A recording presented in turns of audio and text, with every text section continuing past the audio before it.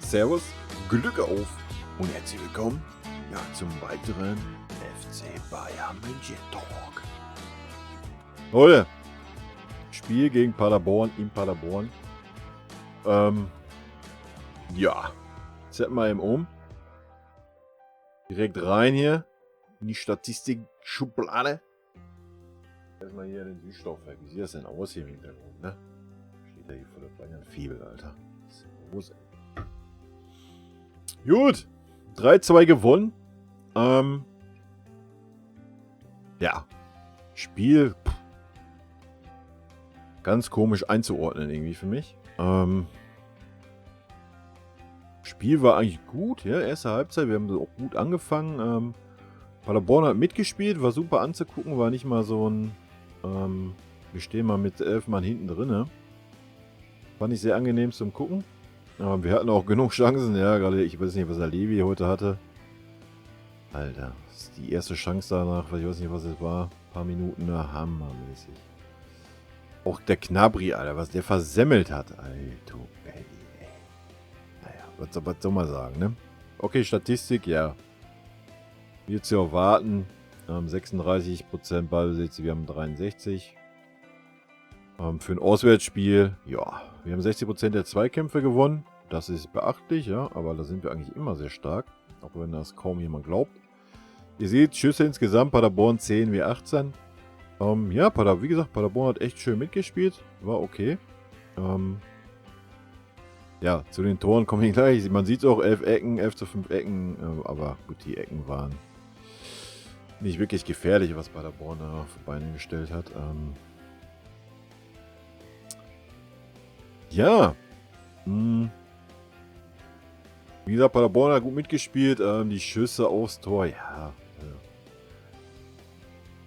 Waren meistens dankbare Dinger.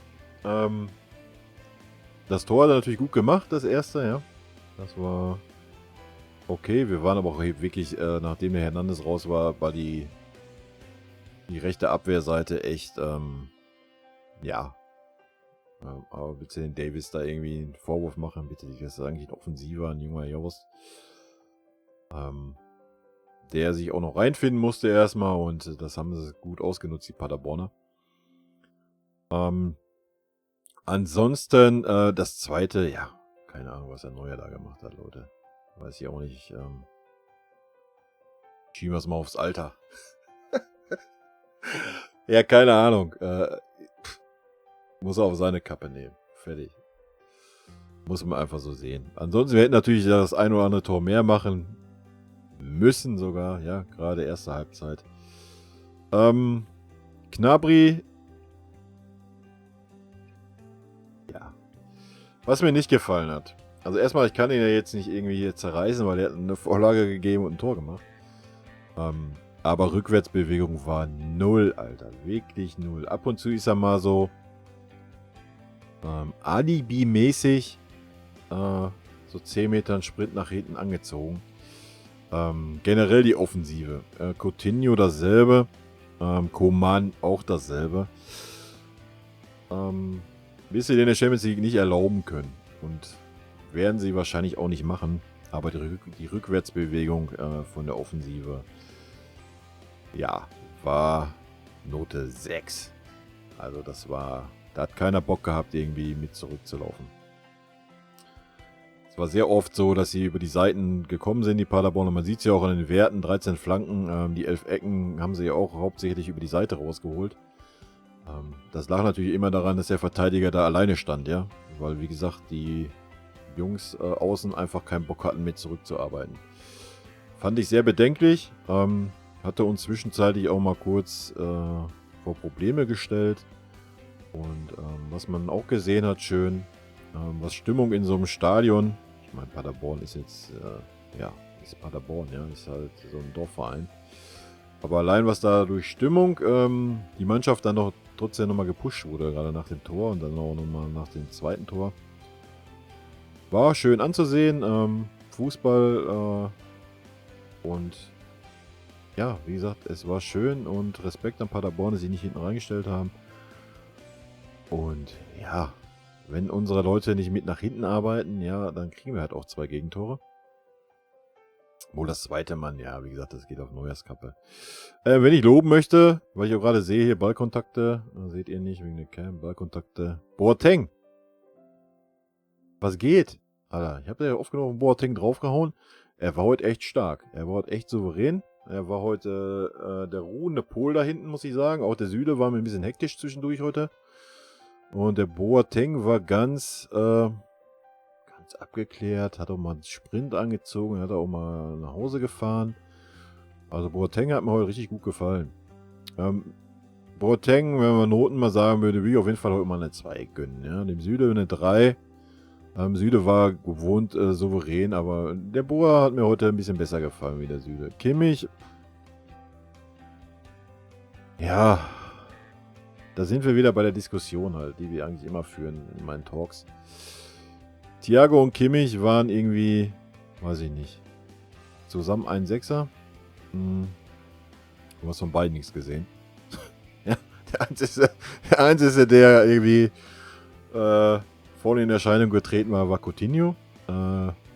Thiago und Kimmich hast du nichts gesehen. Und wie gesagt, Thiago mit seinem Fast-Eigentor hätte natürlich gepasst. Aber wie gesagt, den Thiago kannst du da halt einfach keinen Vorwurf machen. Ist verschenkt auf der Posi. Genauso wie der Kimmich auch. Ja. Also ich finde der Kimmich ist auch kein Sechser für mich. Ist da auch verschenkt. Weiß auch nicht, warum wir wieder mit 2 Sechsern gespielt haben. Es kam mir zumindest so vor. 2 Sechser und dann vorne den Coutinho zwischen 8 und 10, so irgendwas. Mir hat es besser gefallen, wo dann Xavi auf dem Platz war. Den kannst du halt alleine da hinstellen. Der macht das alleine. Ja? Der braucht da keine 2. Da muss er. Der ist ein Sechser, der ist der Xavi und fertig ist. Ja? Da hast du auch gesehen, aber der Kimmich auch nochmal ein bisschen offensiver. Konnte auch zwischendurch auf der rechten Seite ein bisschen mit aushelfen, weil der Gnabry ja immer stehen geblieben ist. Hat mir definitiv besser gefallen. Also ich bin ganz klar dafür, für den Xavi immer noch. Auch wenn er jetzt nicht so stark war, die letzten beiden Spiele. Heute war okay, war eine souveräne Leistung. Stell ihn einfach auf als safen Sechser. Meinetwegen, ja.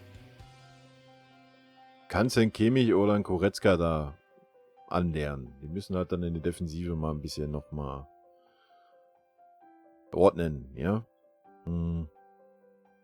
Ist vielleicht dann nochmal einen Tacken eleganter, aber ansonsten, wie gesagt, stell den Xavi da hin und dann 1 oder 2. Auch der Tolisso ist für mich auch kein Sechser. Das sind alles Achter. Alles. Auch normal ist der Goretzka ein Achter, Kimmich ist ein Achter. Das sind für mich alle Achter, sind keine Sechser. Ein Sechser ist so ein Xavi, das ist das beste Beispiel. Das ist einer, der alles abläuft, der die Löcher stopft. Und der Xavi spielt trotzdem mal einen guten Pass nach vorne, ne? Also. Wie gesagt, der Kimmich kann da reinwachsen in die Rolle.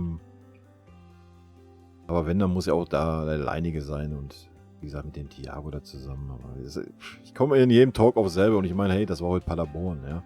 Ich spiele mal mit der Aufstellung, was weiß ich, gegen Liverpool oder Barca oder Real oder was weiß ich was, ey. Ja, dann können sie mal zeigen, wie es aussieht. Gut. Ansonsten Coutinho hat mir super gefallen. Abgesehen auch von der Rückwärtsbewegung, ja. Das war auch so Larifari. Also das gefällt mir nicht. Müssen sich aber heute, wie gesagt, die gesamte Offensive ankreiden lassen. Also da hatte irgendwie keiner Bock. Ich weiß nicht, ob die Paderborn nicht ernst genommen haben oder so. Insgeheim. War nicht gut. Nach vorne hin war er sehr stark. Hat sehr gute Bälle gespielt, hat auch mal 1, 2 da ausgetanzt. Man hat ihn schon aufblitzen sehen. Coman, ja. Coman war heute nicht so gut. Aber auf jeden Fall noch besser wie der Gnabry. Der Coman hat auch mal ein bisschen mit nach hinten gemacht. Gnabry gar nicht. Ja. Das, ja. Ich weiß nicht. Hat sich wahrscheinlich gedacht, ey, ich habe ein Tor gemacht, ich habe noch eins vorbereitet, alles gut, ich brauche nicht mehr tun und lauft dann mal so ansatzweise mit nach hinten. Keine Ahnung. Auch die letzten beiden Spiele waren nicht so gut. Und er hatte heute noch einige Chancen mehr. Wie gesagt, wieder meckern auf hohem Niveau beim Gnabry, ja, aber so mit dem nach hinten laufen ja, muss geändert werden, auch wenn es nur Paderborn war. Gut, Noten, Neuer, ja, was soll man zu Neuer sagen? Alter, müssen wir heute leider eine 4 geben, weil das Tor war auf jeden Fall seine Kappe. Ansonsten wurde er nicht groß gefordert. Wir haben eine Ecke mal, die hat er gut geholt. Sonst hat er einen ruhigen Arm gehabt. Aber weil er halt so ein Ei da kassiert hat, ja, können wir ihm nur ein ausreichend geben. Ist nun mal so. Boateng, wie gesagt, für mich heute eine 2. War gut. Süle eine 3. Hernandez, er hat hinten dicht gemacht, ne?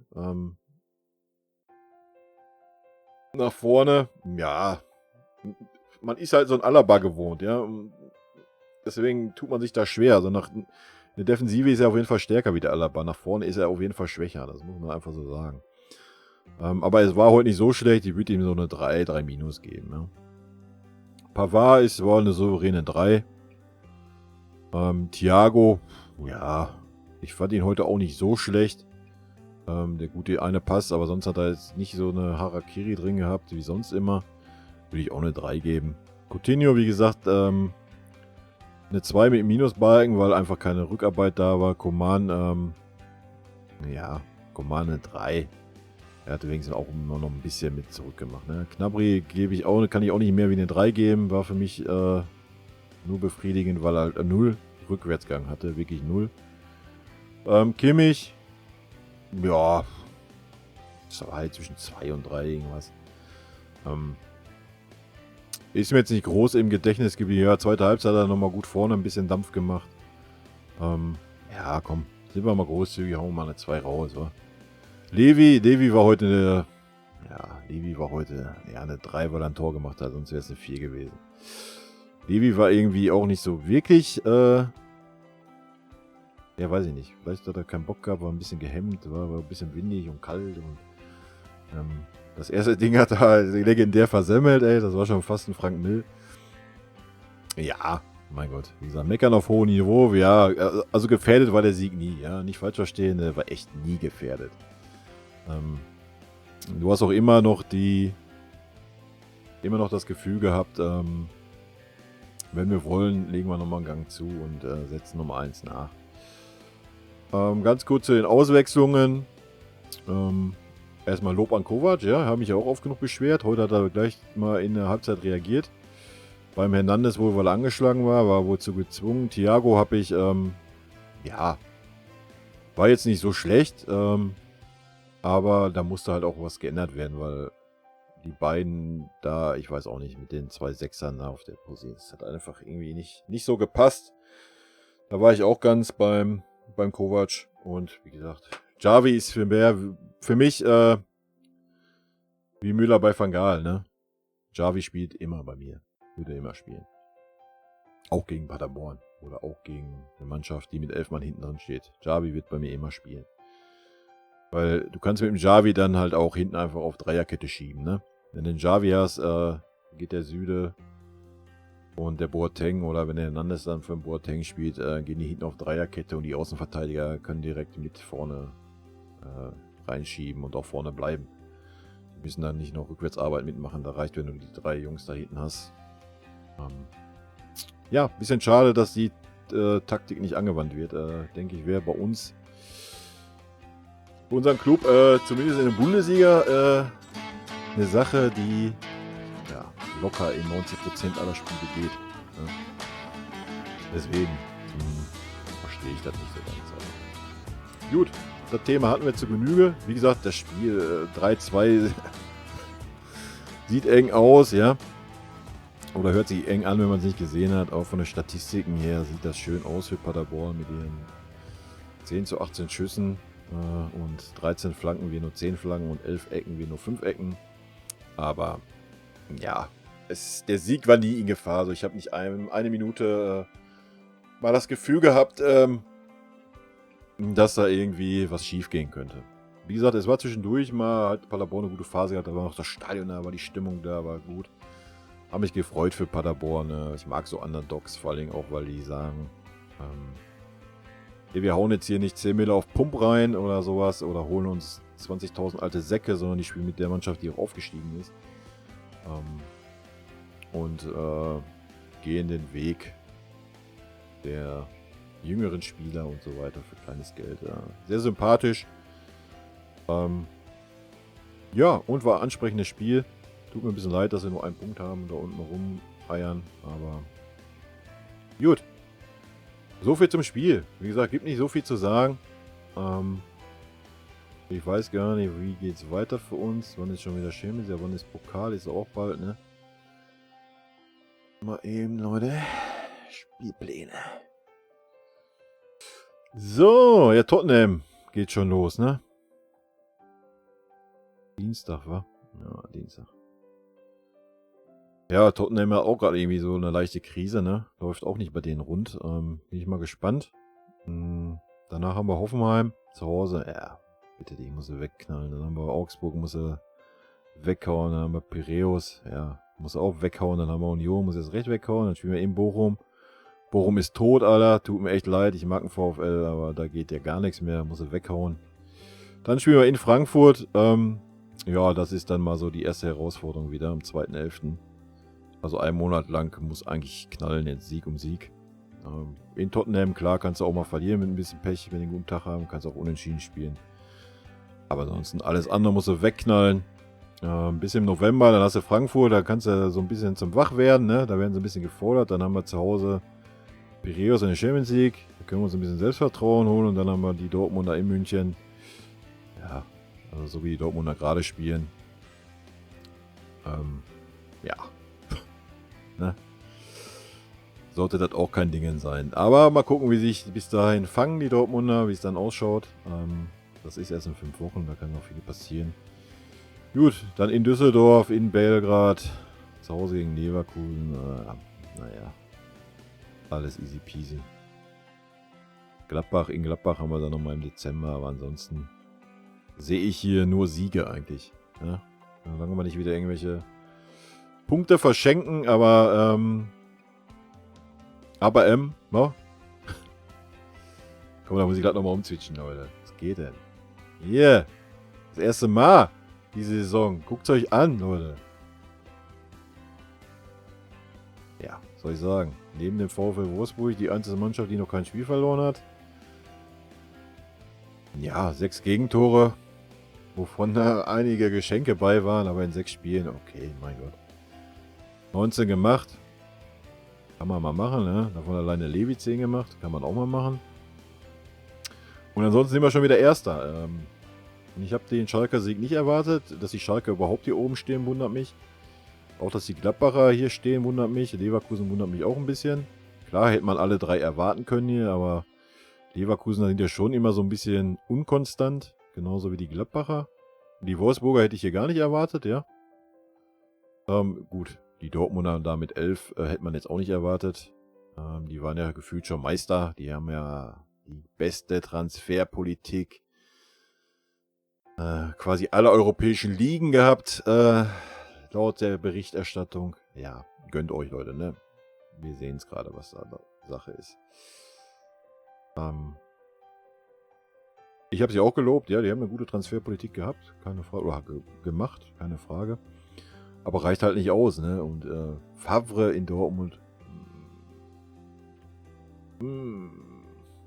Ich halt von denen nichts. Das ist so eine Mogelpackung, finde ich. Aber gut. Haben die Dortmunder sich drauf eingelassen. Genauso wie dieser komische hier, wie hieß er, Bosch, der jetzt in Leverkusen ist. Naja, schauen wir mal. Ja, alles andere. Ne? Ja, wie gesagt, Paderborn tut mir ein bisschen leid. Mainz war zu erwarten, Köln war zu erwarten. Mein Paderborn war auch zu erwarten, aber die spielen halt echt einen mutigen Fußball. Union war zu erwarten, Düsseldorf, Augsburg, alles gut. Hoffenheim, ja, war eigentlich auch zu erwarten. Ne? Die haben viele gute Spieler weggegeben, Nagelsmann weggegeben. Das muss halt erstmal irgendwie verkraften. Hertha ist ein bisschen überraschend. Bremen hätte ich ein bisschen stärker erwartet, haben leider viele Ausfälle. Muss man ihnen zugute halten. Freiburg, ja. Gut, ich denke, damit sind wir durch und nächste Talk, Wochenende. Vielleicht vorher zu Tottenham muss ich mal gucken oder ich nehme es auf, ich schneide es dann erst zum Wochenende zusammen, je nachdem, was da so passiert und was ich sehen kann. Ne? Ich muss natürlich arbeiten. Dienstag. Ja, muss mal gucken, ey. 21 Uhr ist echt eine Scheißzeit, ey. Da müsste ich eher anfangen oder... Naja. Jetzt wahrscheinlich wieder die ersten 20 Minuten gucken und die letzten 20 Minuten. Aber so ist es nun mal. In der Gruppenphase kann ich das noch hinnehmen. Wenn es in die K.O.-Spiele geht, gerade im Rückspiel, dann muss ich mir was einfallen lassen und nehme ich frei oder sowas. Muss der Kollege 2 Stunden länger machen. Hat er Pech gehabt. Gut, ansonsten, Leute, rot-weiße Grüße gehen raus an alle Bayerner.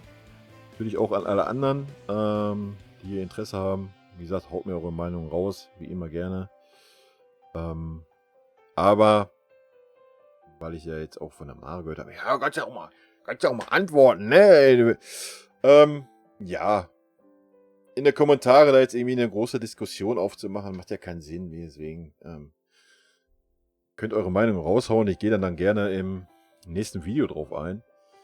Kann ich natürlich jetzt auch mal eben machen. Warte. Ich zähle mal eben um. Ist halt für mich einfacher als wie da in der Kommentare jetzt irgendwelche Romane da elendig lang hin und her zu schieben. Und wenn da irgendwie ein Thema ist, was man mal kurz irgendwie, wo ich kurz darauf antworten kann, dann mache ich das ja auch, keine Frage. Erstmal, womit ich mich schwer tue, ist, wenn ich mit Dortmundern, Schalkern, Gladbachern, sonst irgendwas über den FC Bayern diskutieren muss. Habe ich gar kein Interesse dran, Leute. Ja. So. Erstmal voll seinen Steinbesuch hinter dir hast, sah ganz nett aus. Ich muss ehrlich sagen, ich erwische mich auch, und denke, kommt da nicht. Ich wollte verstehen, ich meine, die Tore, das ist mit Sicherheit auch nicht verkehrt. Wirklich sehr knapp wie los, ja, ist immer noch nicht viel besser. Ja, wie gesagt, das ist ja quasi genau das, was ich auch gesagt habe. Und ja, ich tue mich halt schwer, mit einem Dortmunder über eine Bayern-Leistung zu diskutieren. Ja? Das ist einfach so. Weil ich weiß, ich kann ja mal mehr, mal weniger objektiv eine Dortmunder Leistung beurteilen. Und maß mir das eigentlich auch nicht an, da irgendwas zu beurteilen. Ich diskutiere nicht mit einem Dortmunder über ein Dortmund-Spiel. Ich diskutiere mit dem Dortmunder, wenn wir gegen Dortmund spielen, ja, dann können wir über das gleiche Spiel diskutieren. Oder auch immer eine Champions League, ja. Da haben die Dortmunder ja auch nochmal ab und wann meine Sympathien. Aber ansonsten, wie gesagt, tue ich mich da schwer. Ansonsten, klar, mit dem, was du sagst, habe ich ja im Endeffekt genauso gesehen. Und genauso gesagt. Nette Geste vom Lever, ja. Naja. Für die Integration, ja, war schon alles gut. Die war eine Pfeife, da habe ich ja genauso gesagt. Von daher, es gibt gar nichts zu diskutieren, du hast ja quasi mir nur zugestimmt. Also was hätte ich da jetzt auch groß drauf antworten sollen. Ne?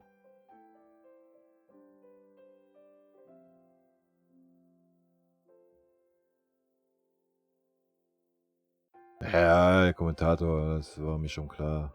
In der Dauerdiskussion haben wir eh nichts anderes zu tun.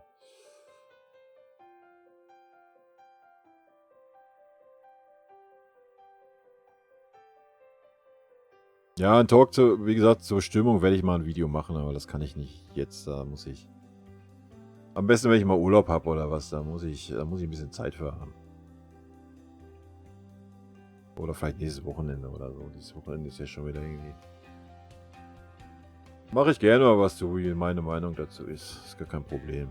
Ja, wie gesagt, ich werde das so in Zukunft jetzt handhaben. Ne? Ihr könnt mir gerne reinhauen, eure Meinung, eure Kommentare und da ich den Talk jede Woche raushau, den Bayern-Talk, werde ich, wenn dann hier nur mit meinem Herzchen geben, markieren, dass ich es gelesen habe und werde auf die Kommentare dann in dem Video zum Ende hin dann eingehen.